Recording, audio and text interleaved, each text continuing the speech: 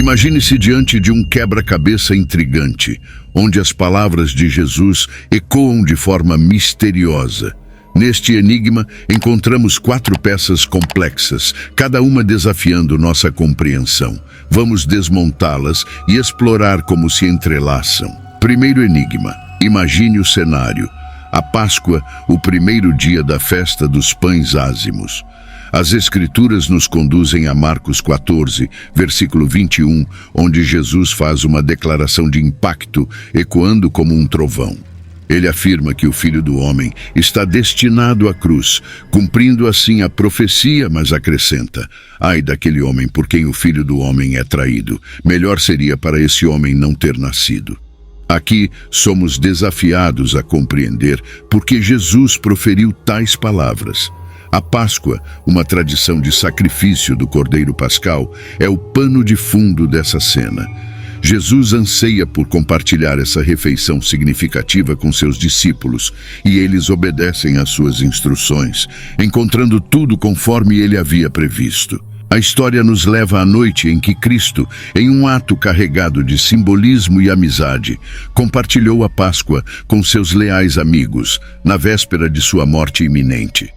As alegrias e os confortos desse ritual ancestral proporcionaram um refúgio momentâneo, preparando-os para enfrentar as tristezas que se aproximavam. Uma lição que nos deixa claro: não devemos permitir que o medo do futuro nos impeça de participar de cerimônias sagradas quando temos a oportunidade. Imagine a cena: Jesus e os 12 discípulos reunidos à mesa. A atmosfera carregada de expectativa e camaradagem é repentinamente interrompida por palavras solenes e proféticas. Com olhos que transmitem um peso inescrutável, Jesus diz: garanto-vos e digo-vos solenemente que um de vós vai me trair, aquele que está comendo comigo. Uma sombra de tristeza e angústia paira sobre a mesa, e um a um os discípulos negam veementemente qualquer participação nesse ato de traição.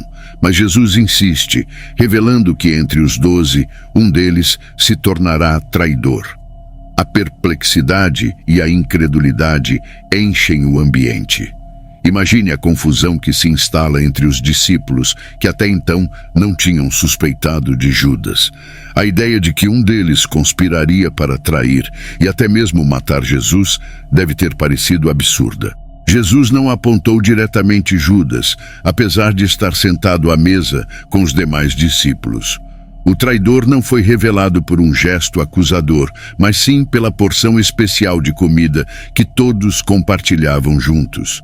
É importante compreender a profundidade desse ato, porque, na cultura do Oriente Médio, trair um amigo após compartilhar uma refeição é considerado a traição mais hedionda.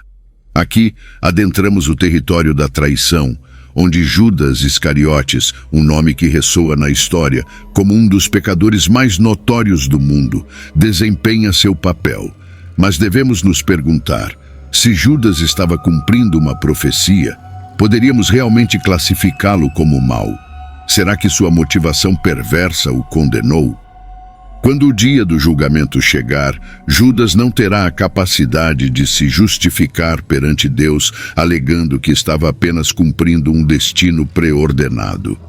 Aqui, a reflexão nos leva a Romanos capítulo 9, versículo 19, onde a questão da responsabilidade humana em relação à vontade divina é levantada. Dir-me-ás então, por que se queixa ele ainda? Porquanto, quem resiste à sua vontade?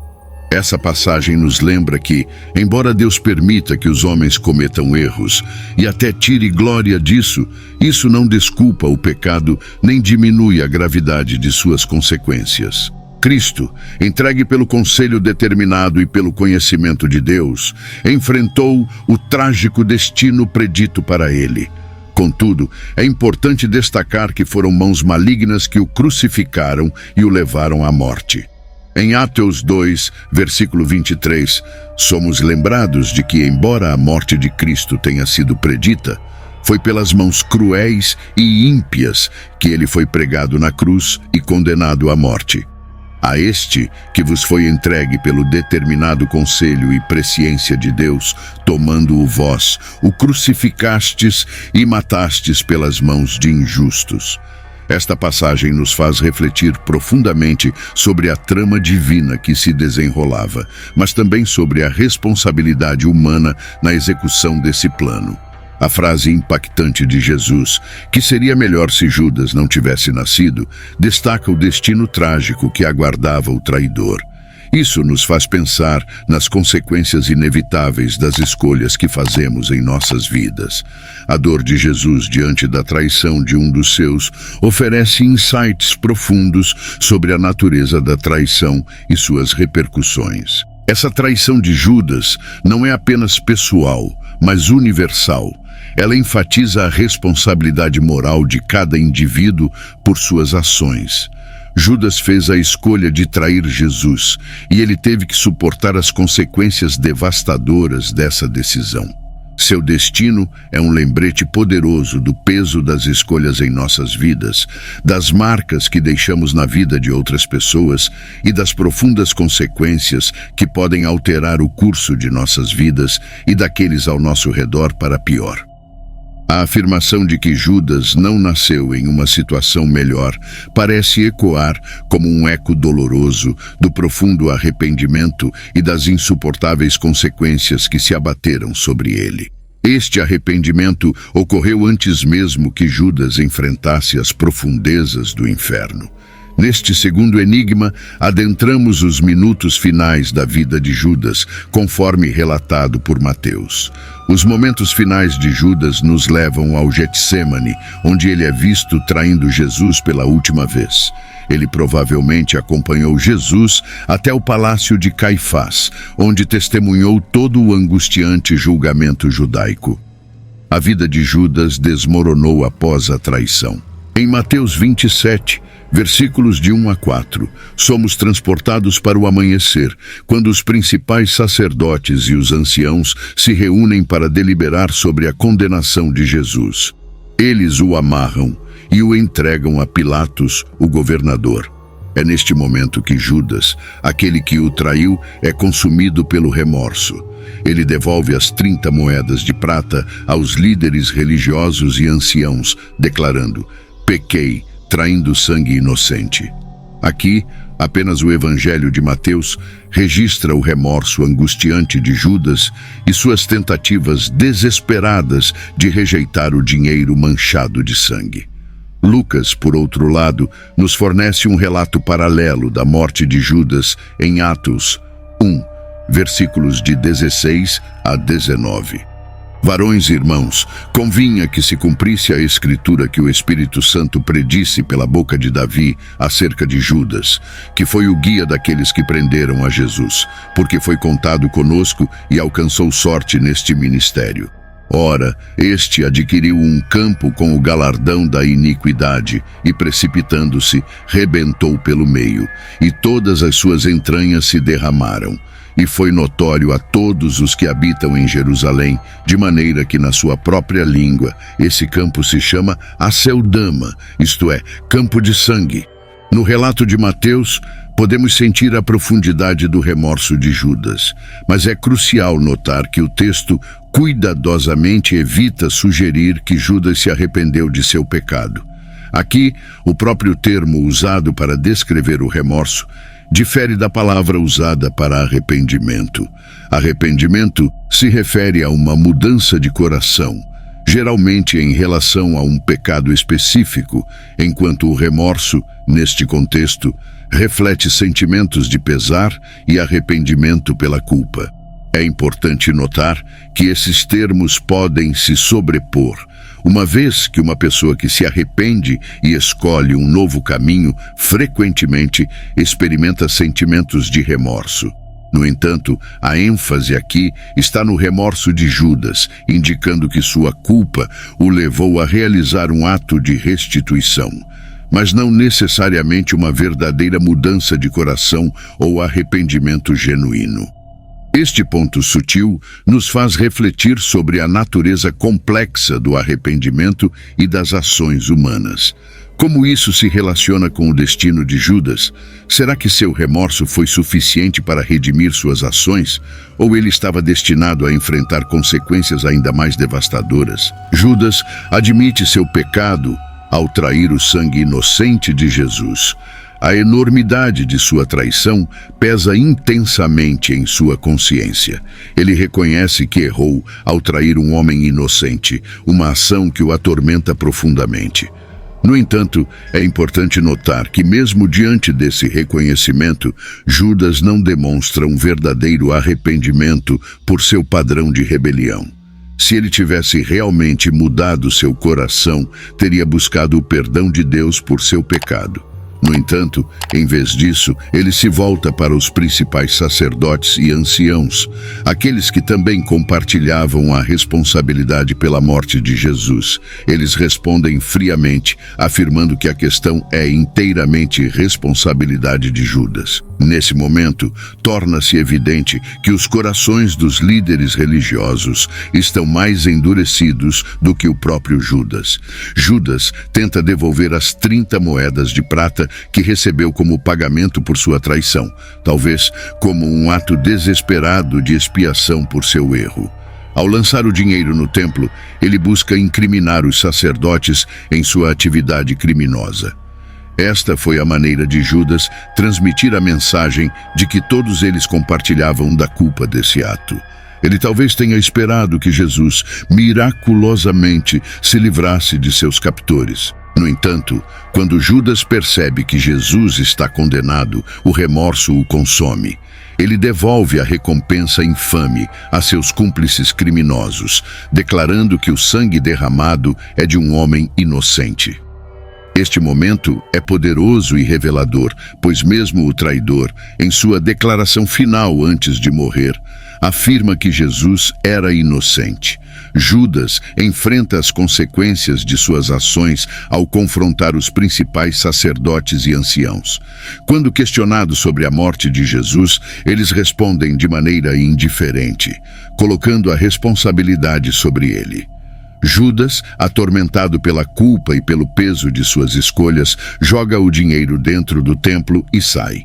Em um ato desesperado, ele se retira e comete um suicídio, enforcando-se. Este é o único exemplo desse tipo de morte mencionado no Novo Testamento. É importante notar que esse tipo de morte era moralmente condenado tanto pelo judaísmo rabínico quanto pela igreja primitiva. Era visto como uma rebelião contra Deus, o único que pode criar e tomar a vida. Era considerado, portanto, um assassinato de si mesmo, proibido pelo sexto mandamento. O relato sobre a substituição de Judas entre os apóstolos, encontrado em Atos 1, inclui um comentário sugestivo de que Judas foi para onde ele pertence. Isso pode ser interpretado como uma alusão à escolha de Judas de encerrar sua própria vida, preferindo fugir das consequências de suas ações, das quais ele não demonstrou arrependimento. A reconciliação dos relatos sobre a morte de Judas, seja por enforcamento em Mateus 27, ou caindo de cabeça em Atos 1, versículos 18 e 19, aponta para uma explicação tradicional. Segundo essa interpretação, os sacerdotes usaram o dinheiro que Judas havia devolvido para adquirir um campo. Foi nesse campo que Judas, atormentado pelo remorso, decidiu encerrar sua própria vida enforcando-se. Então se realizou o que vaticinara o profeta Jeremias. Tomaram as 30 moedas de prata, preço do que foi avaliado, que certos filhos de Israel avaliaram, e deram-nas pelo campo do oleiro, segundo o que o Senhor determinou. Ora, este adquiriu um campo com o galardão da iniquidade, e precipitando-se, rebentou pelo meio, e todas as suas entranhas se derramaram. E foi notório a todos os que habitam em Jerusalém, de maneira que na sua própria língua esse campo se chama Aceldama, isto é, campo de sangue. Os líderes religiosos compraram o campo do oleiro, demonstrando que até mesmo o dinheiro de Judas foi rejeitado e considerado maldito. Conforme narrado em Mateus capítulo 27, os principais sacerdotes pegaram as moedas e reconheceram que era contra a lei colocá-las no tesouro, pois era dinheiro de sangue. Em vez disso, decidiram usar o dinheiro para comprar o campo do oleiro, que passou a ser conhecido como o campo de sangue. Isso cumpriu o que o profeta Jeremias havia previsto. A referência a Jeremias pode ser entendida como uma citação amplamente baseada em Zacarias 11, versículos de 11 a 13, onde é mencionado o preço de 30 moedas de prata. Essa ligação entre os eventos que envolveram Judas e as palavras dos profetas enfatiza a complexidade da história e das Escrituras. A traição de Judas, assim como a duplicidade e a dureza de coração dos principais sacerdotes, foram todas previstas por Deus. Esses eventos destacam o custo terrível da traição e levam à reflexão sobre a liderança de Israel. O comentário de Jesus sobre Judas ecoa em nossos ouvidos, lembrando-nos de que essa verdade se aplica a todos os incrédulos.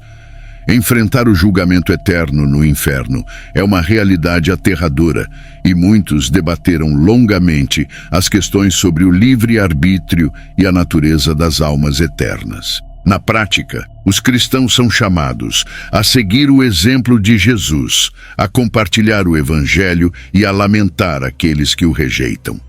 Jesus tinha pleno conhecimento do destino de Judas no inferno, o que nos leva a explorar o terceiro enigma. O que Jesus ensinou sobre o inferno? De acordo com os ensinamentos de Jesus, o inferno não possui um período de tempo definido, mas é uma existência eterna. Aqueles que sofrem no inferno estão condenados a uma eternidade de tormento, onde o fogo nunca se apaga. Jesus usou metáforas poderosas para descrever a natureza aterradora do inferno, enfatizando a importância de evitar o pecado e suas consequências. Ele alertou que é melhor entrar na vida com sacrifícios e renúncias do que ser lançado no inferno, onde o tormento é infindável. Jesus também exortou seus seguidores a manterem a pureza e a santidade, evitando qualquer tentação que possa levá-los ao pecado. A referência ao sal de fogo ressalta a necessidade de manter a retidão e a paz em nossos corações. A mensagem geral é clara. O inferno é uma realidade terrível, e Jesus nos admoesta a evitar o caminho que leva a ele, escolhendo a vida e a santidade em vez do pecado e do tormento eterno. Neste discurso, Jesus compartilha uma série de máximas poderosas que servem como alertas para seus discípulos. Ele os instrui a se preocuparem mais com o mal que reside dentro deles do que com influências externas. Usando linguagem hiperbólica, Jesus enfatiza a importância de se livrar de qualquer coisa que possa levar ao pecado, mesmo que isso signifique a remoção de uma mão ou um pé.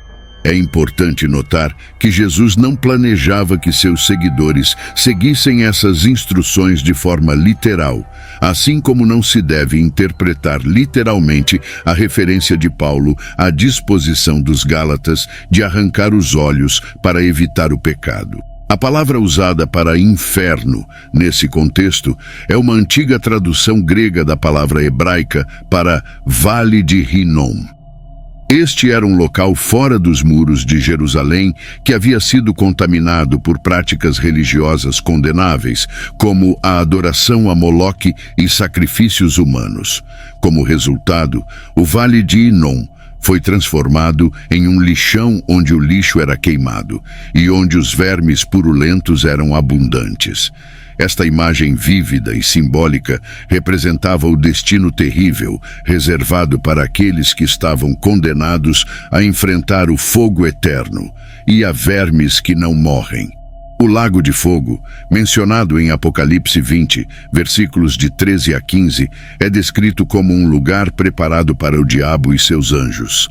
É uma representação poderosa da separação eterna de Deus. A ideia é que aqueles cujos nomes não estão escritos no livro da vida enfrentarão esse destino terrível. Uma imagem impactante que ressoa profundamente nas mentes dos crentes. A mensagem de Jesus é clara e direta. Dada a terrível realidade do inferno, é melhor renunciar a qualquer coisa na vida do que enfrentar seu tormento. A imagem do inferno como um lugar de sofrimento infindável e eterno é pintada de forma vívida e aterrorizante. Jesus quer que seus seguidores compreendam que o reino de Deus não deve ser considerado apenas em termos de recompensa, mas também em termos de sacrifício. Ele enfatiza que não há saída do inferno, nenhum alívio e nenhum consolo a ser encontrado lá. Essa realidade é enfatizada em Lucas 16, versículo 26, que descreve um grande abismo entre aqueles que estão no inferno e aqueles que estão no paraíso, tornando impossível a passagem de um lado para o outro. E além disso, está posto um grande abismo entre nós e vós, de sorte que os que quisessem passar daqui para vós não poderiam, nem tampouco os de lá passar para cá. A história de Judas nos lembra das consequências terríveis das escolhas morais e das ações que tomamos em nossa vida. É um lembrete contundente de que nossas decisões têm implicações eternas. C.S. Lewis, um renomado autor cristão, expressou que, embora preferisse remover voluntariamente a doutrina do inferno do cristianismo, ela tem um forte respaldo nas Escrituras e nas palavras de Jesus. Lewis argumentou que a doutrina do inferno, apesar de ser uma realidade assustadora, é essencial para o cristianismo, pois reconhece que o livre-arbítrio implica a possibilidade de escolher o caminho errado. Jesus dedicou uma parte significativa de seus ensinamentos para falar sobre o inferno, e suas palavras nos oferecem uma compreensão profunda e detalhada desse tema. De fato, as palavras de Jesus fornecem mais informações sobre o inferno do que qualquer outro capítulo da Bíblia combinado. Ele descreve o inferno como trevas exteriores, em Mateus 8, versículo 12, um lugar onde haverá choro e ranger de dentes, e os filhos do reino serão lançados nas trevas exteriores. Ali haverá pranto e ranger de dentes. Jesus menciona o fogo e a fumaça associados ao inferno em pelo menos 20 ocasiões. Ele enfatiza repetidamente a realidade e a terrível natureza do inferno como um destino indesejável. A narrativa destaca que no final dos tempos haverá um encontro final entre Jesus e toda a humanidade. Ele separará as pessoas em duas categorias: as ovelhas, que demonstraram sua fé em Jesus através de suas boas ações, e os bodes, que não demonstraram fé por meio de suas ações. Os bodes enfrentarão um castigo eterno, enquanto as ovelhas receberão a vida eterna. Essa divisão é feita com base na fé e nas ações das pessoas. Embora Jesus fale de maneira contundente sobre o inferno como um lugar real e terrível, ele também oferece uma mensagem de esperança. Ele derrotou o pecado, a morte e o diabo por meio de sua vida de obediência perfeita, morte sacrificial na cruz e ressurreição dos mortos. Jesus encoraja todos a colocarem sua fé nele para evitar o castigo eterno que todos merecem por seus pecados e ganhar a vida eterna. Ele faz uma distinção clara entre o inferno e o reino de Deus, destacando que o inferno é uma escolha contrária ao reino de Deus. O inferno representa a ausência de comunhão com Deus, enquanto o reino de Deus oferece uma eternidade de excelente comunhão com Ele. O destino de Judas e a localização precisa do inferno são questões que têm gerado diversas hipóteses ao longo da história. Muitas teorias foram propostas para identificar onde o inferno estaria localizado, mas não há um consenso definitivo sobre sua localização exata. No Antigo Testamento, a palavra traduzida como inferno é muitas vezes associada a Hades, que significa invisível, ou Gehenna, que é traduzida como Vale de Hinnom. Além disso, a palavra hebraica Sheol pode ser traduzida como cova ou sepultura. Tanto Hades quanto Gehenna são considerados lugares onde os mortos vão antes de serem julgados, e Gehenna é frequentemente associado a um estado eterno de punição para os ímpios. A narrativa sugere que o inferno é um local que existe além do nosso universo físico, onde as almas da humanidade continuam a existir após a morte. Ele é descrito como um lugar de agonia interminável para aqueles que não acreditam em Deus. No entanto, aqueles que estão encarcerados no inferno parecem ter pelo menos alguma consciência das partes do céu e podem lembrar o que aconteceu na terra. O livro de Apocalipse oferece detalhes sobre o destino final de Satanás e dos incrédulos. Revela que, no final do período conhecido como o Reino Milenar, Satanás será temporariamente libertado para uma última batalha, juntamente com as nações enganadas do mundo. Após sua derrota, Satanás e aqueles que o seguiram serão lançados no lago de fogo e enxofre, onde também estão a besta e o falso profeta. Nesse lugar terrível, eles serão atormentados dia e noite, para todo o sempre. O julgamento dos incrédulos ocorrerá diante do grande trono branco, conforme descrito em Apocalipse 20. E vi um grande trono branco, e o que estava assentado sobre ele, de cuja presença fugiu a terra e o céu, e não se achou lugar para eles. E vi os mortos, grandes e pequenos, que estavam diante do trono, e abriram-se os livros, e abriu-se outro livro, que é o da vida.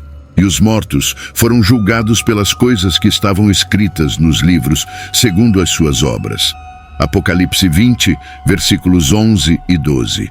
Aqueles cujos nomes não estiverem escritos no livro da vida serão lançados no lago de fogo, um destino aterrorizante e eterno. O livro de Apocalipse 21, versículo 8, adiciona mais detalhes sobre os tipos de pessoas que enfrentarão esse terrível destino. Isso inclui os covardes, os incrédulos, os imorais, os assassinos, os feiticeiros, os idólatras, os ocultistas, os mentirosos e todos aqueles que ensinam falsas religiões. A parte deles será no lago que arde com fogo e enxofre, que é a segunda morte. Mas quanto aos tímidos, e aos incrédulos, e aos abomináveis, e aos homicidas, e aos fornicadores, e aos feiticeiros, e aos idólatras, e a todos os mentirosos, a sua parte será no lago que arde com fogo e enxofre, o que é a segunda morte. Essa narrativa ressalta a realidade do inferno, de acordo com a Bíblia, e a importância de levar a sério as advertências sobre seus perigos. Jesus passou mais tempo alertando as pessoas sobre as consequências do inferno do que confortando-as com a possibilidade do céu. Isso serve como um lembrete de que Judas e todos nós devemos considerar nossas escolhas espirituais com grande seriedade e buscar o perdão e a redenção em Deus para evitar o terrível destino que aguarda os incrédulos. O inferno, como descrito nas palavras de Jesus, é comparado a trevas intensas, associado a tristeza profunda, horror e angústia. Mateus 22, versículo 13, descreve o destino dos ímpios como sendo amarrados de mãos e pés e lançados na escuridão, onde haverá choro, tristeza e ranger de dentes. É uma imagem poderosa que evoca uma sensação de terror e desespero. A Bíblia não oferece muitos detalhes sobre como é estar no inferno, mas deixa claro que é uma realidade eterna que deve ser evitada a todo custo. Resumindo o ensinamento de Jesus sobre o inferno em 5 palavras-chave: realidade, rebelião, arrependimento, implacável e reconciliação. No entanto, uma das passagens mais notáveis envolvendo Judas ocorre no momento de sua traição. Mesmo sabendo que Judas está ali para traí-lo, Jesus o chama de amigo quando ele se aproxima para beijá-lo. Isso demonstra a calma de Jesus e sua falta de raiva ou ódio em relação a Judas. Ele reconhece o que está acontecendo e por que está acontecendo, mostrando cuidado até mesmo com o traidor. Jesus diz a Judas para fazer o que veio fazer, indicando que ele compreende a importância dessa traição em relação à sua missão e destino na cruz. No momento da traição de Judas, Jesus demonstra sua prontidão para enfrentar o que está por vir, mesmo que seja um momento muito difícil e doloroso para Judas. Ao chamar Judas de amigo, Jesus confirma que ele entende o que Judas está fazendo e reconhece que não há como voltar atrás. Não há indicação na narrativa bíblica de que Jesus odeia Judas por sua traição. Pelo contrário, Jesus aborda Judas com tristeza e talvez uma profunda compreensão da fraqueza humana. Essa interação entre Jesus e Judas reflete a mensagem consistente de Jesus ao longo de seus ensinamentos, que é de amor, perdão e compaixão, mesmo para com aqueles que nos traem. No Sermão da Montanha, Jesus ensina seus seguidores a amar seus inimigos e orar por aqueles que os perseguem, enfatizando a importância do amor e do perdão. Isso é central para seus ensinamentos e é evidente em sua maneira de lidar com Judas durante a traição. A resposta de Jesus a Judas reflete os princípios que ele ensinou ao longo de sua vida, demonstrando amor, perdão e compaixão, mesmo diante da traição. Sua resposta não demonstra malícia, mas sim a gravidade do momento e a dor da traição, sem amargura ou ódio. Isso está alinhado com a mensagem geral de perdão e redenção, que é central na fé cristã em Cristo. Além disso, Jesus compreendia sua missão e os eventos que aconteceriam, incluindo sua traição, prisão e crucificação, como parte de um plano divino mais amplo. Sua resposta a Judas pode ser vista como parte de sua aceitação do caminho que ele tinha que seguir para cumprir sua missão de salvação para a humanidade.